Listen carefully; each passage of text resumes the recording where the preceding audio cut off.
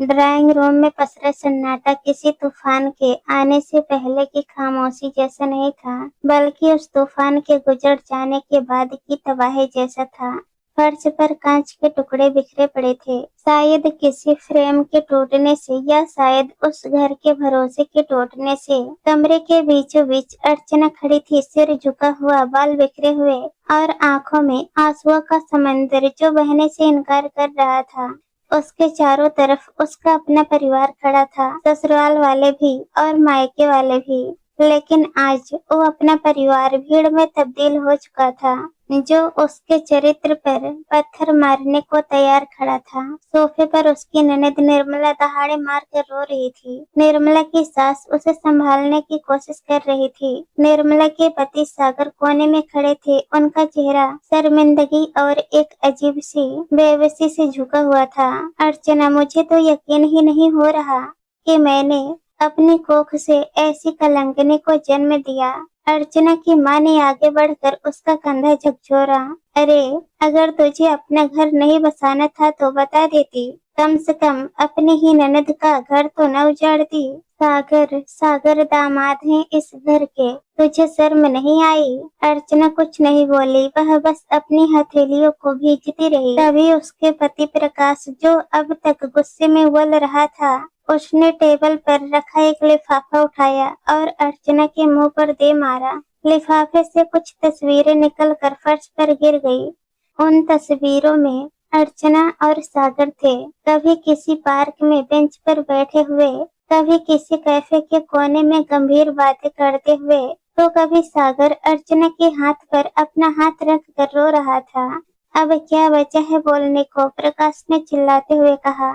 सबूत सबके सामने है। पिछले 6 महीनों से तुम दोनों पीठ पीछे ये गुल खिला रहे हो। मैं ऑफिस जाता था और तुम अपनी ही ननद के पति के साथ रंग रलिए मना रही थी। छी, मुझे तो तुम्हें अपनी पत्नी कहते हुए भी घिन आ रही है। निर्मला ने रोते हुए सिर उठाया। भाभी, मैंने आपको माँ का दर्जा दिया था।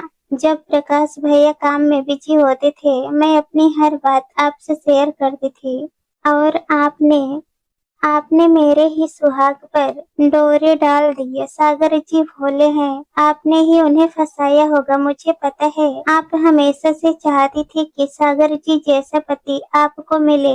अर्चना ने पहली बार सिर उठाया। उसकी आंखों में एक अजीब सी दृढ़ता थी। उसने सागर की तरफ देखा। सागर कुछ बोलने के लिए आगे बढ़ा। अर्चना निर्दोष है, खामोश रहिए आप, निर्मला चीख पड़ी। अब और झूठ मत बोलिए, इन तस्वीरों के बाद भी आप इसकी तरफदारी कर रहे हैं। इसने आप पर क्या जादू कर दिया है? अर्चना ने सागर को इशारे से चुप रहने को कहा। उसने एक गहरी सांस ली और प्रकाश की आंखों में देखते हुए बोली, हाँ, मैं सागर जी से मिलती थी। हम दोनों एक दूसरे को पसंद करते हैं। मैं इस शादी से खुश नहीं हूँ प्रकाश, मुझे तलाक चाहिए।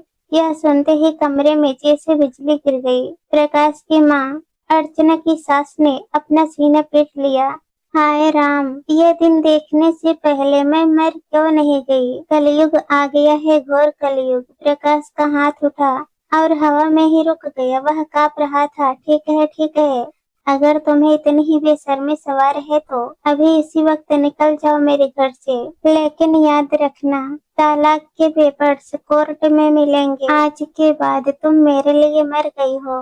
निर्मला ने अर्चना का हाथ पकड़कर उसे दरवाजे की तरफ धकेला। निकल जाओ डायन मेरे घर से, मेरी जिंदगी से दूर हो जाओ। अर्चना ने अपना पर्स उठाया। उसने एक बार भी पीछे मुड़कर नहीं देखा। वह घर से बाहर निकली, जहां शाम का अंधेरा गहरा रहा था। लेकिन जैसे ही वह गेट के बाहर पहुंची, सागर दौड़ते हुए बाहर आया। भाभी, अर्चना भाभी रुकिए। सागर ने उसका हाथ पकड़ लिया। ए, आप क्या कर रही हैं? आपने इल्जाम अपने सिर क्यों ले लिया? आप जानती हैं कि सच क्या है? बता दीजिए सबको। मेरी वजह से आप अपना घर क्यों बर्बाद कर रही हैं? अर्चना ने अपनी नम आंखों से सागर को देखा। सागर जी, निर्मला 3 महीने की गर्भवती है। डॉक्टर ने कहा है कि उसकी प्रेगनेंसी बहुत ही जटिल कॉम्प्लिकेटेड है। थोड़ा सा भी तनाव, थोड़ा सा भी सदमा उसके और बच्चे दोनों के लिए जानलेवा हो सकता है। अगर उसे सच पता चला तो वो जी नहीं पाएगी। लेकिन भाभी, इस सच के लिए आपको उल्टा कहा जा रहा है। प्रकाश भाई आपको छोड़ देंगे, मैं ये अन्याय नहीं देख सकता। सागर रो पड़ा। आपको देखना होगा सागर जी, अर्चना ने सख्त आवाज में कहा। आपके पास वक्त कम है, बहुत कम। आप जाइए, निर्मला को संभालिए, मेरी चिंता मत कीजिए। अर्चना वहाँ से चली गई और एक सस्ते से होटल में कमरा लेकर रहने लगी। कहानी असल में वो नहीं थी जो तस्वीरों में दिख रही थी। कहानी की शुरुआत 6 महीने पहले हुई थी। एक दिन अर्चना बाजार में थी जब उसने सागर को एक बड़े हॉस्पिटल से निकलते हुए देखा था। सागर बहुत परेशान दिख रहा था। अर्चना ने जब उसे रोका और कुरीदा तो सागर टूट गया। उसने अर्चना को अपनी रिपोर्ट से दिखाई थी। सागर को 4th स्टेज पैक्रियाटिक कैंसर था। डॉक्टरों ने उसे जवाब दे दिया था। उसके पास मुश्किल से 6-7 महीने बचे थे। सागर ने अर्चना के पैर पकड़ लिए थे। भाभी, निर्मला प्रेग्नेंट है। अगर उसे पता चला कि मैं मरने वाला हूँ तो वो इस बच्चे को जन्म देने से पहले ही मर जाएगी। उसका बीपी वैसे ही हाई रहता है। मैं चाहता हूँ कि वो इस बच्चे को जन्म दे दे। मैं अपने बच्चे का चेहरा देखकर मरना चाहता हूँ। प्लीज किसी को मत बताना। उस दिन के बाद से अर्चना सागर का सहारा बन गई थी। वो तस्वीरें जो प्रकाश ने दिखाई थी वो हकीकत का सिर्फ आधा सच थी। पार्क में सागर दर्द से कराह रहा था और अर्चना उसे ढाढ़स बंधा रही थी। कैफे में वे वकीलों से मिलकर सागर की वसीयत और निर्मला के भविष्य के लिए निवेश प्लान कर रहे थे। जिस फोटो में सागर अर्चना का हाथ पकड़कर रो रहा था, उस दिन डॉक्टरों ने कहा था कि कीमोथेरेपी अब असर नहीं कर रही है। अर्चना सागर को कीमो के लिए ले जाती थी, उसके लिए दवाइयाँ लाती थी और जब उसे दर्द उठता तो उसके पास बैठकर उसे हिम्मत देती थी। यह सब छिपकर हो रहा था ताकि निर्मला को पता न चले। अर्चना जानती थी कि समाज क्या सोचेगा, लेकिन एक अजन्मे और एक मरते हुए पिता के लिए उसने अपनी इज्जत दांव पर लगा दी थी। वर्तमान में वापस आते हैं। अर्चना को घर छोड़े 2 महीने बीत चुके थे। वह एक छोटे से स्कूल में पढ़ाने लगी थी। प्रकाश ने तलाक की अर्जी डाल दी थी।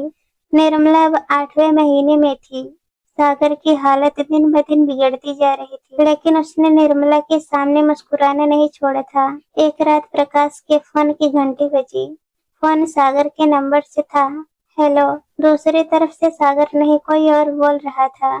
हेलो, क्या आप मिस्टर सागर के रिश्तेदार हैं? उन्हें सिटी हॉस्पिटल के आईसीयू में भर्ती कराया गया है। उनकी हालत बहुत नाजुक है।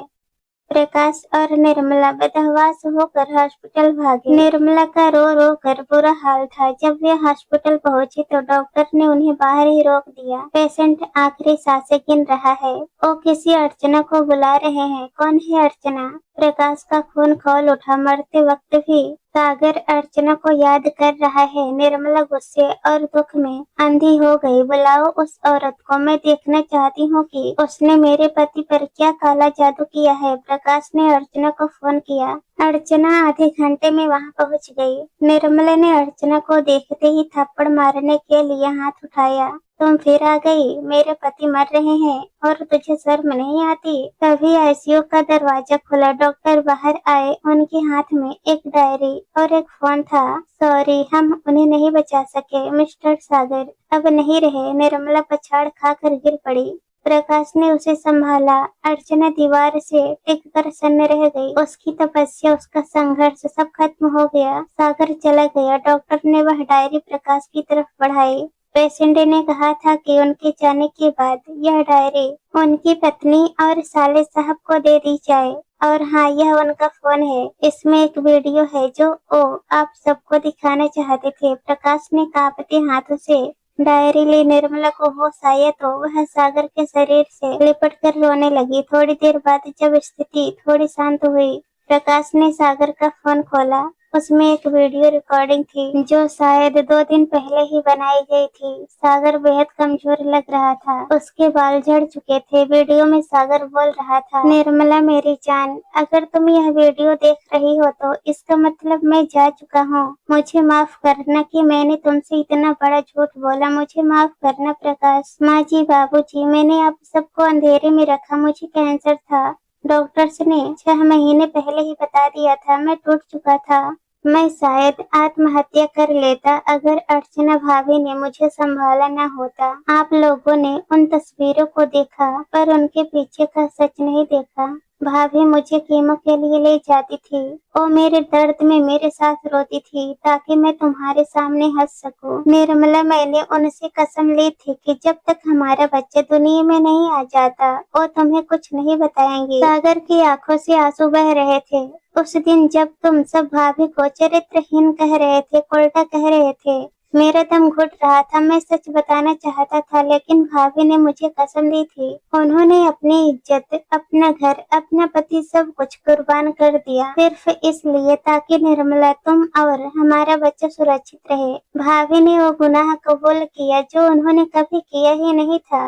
अर्चना भाभी इंसान नहीं, देवी है। मेरे मरने के बाद प्लीज उनके पैर धोकर पीना, शायद तब मेरे पाप धुल जाए। वीडियो बंद हो गया। हॉस्पिटल के उस ठंडे कॉरिडोर में सन्नाटा था। बस निर्मला के सिसकने की आवाज आ रही थी। प्रकाश के हाथ से फोन छूटकर गिर गया। उसे लगा जैसे किसी ने उसकी आत्मा को झकझोर दिया हो। जिस औरत को उसने उल्टा कहकर घर से निकाला, जिस पत्नी के चरित्र पर उसने कीचड़ उछाला, वो असल में उसके और उसके परिवार की ढाल बनी खड़ी थी। प्रकाश धीरे धीरे अर्चना की तरफ बढ़ा। अर्चना अभी भी शून्य में देख रही थी। प्रकाश उसके पैरों में घुटनों के बल गिर गया।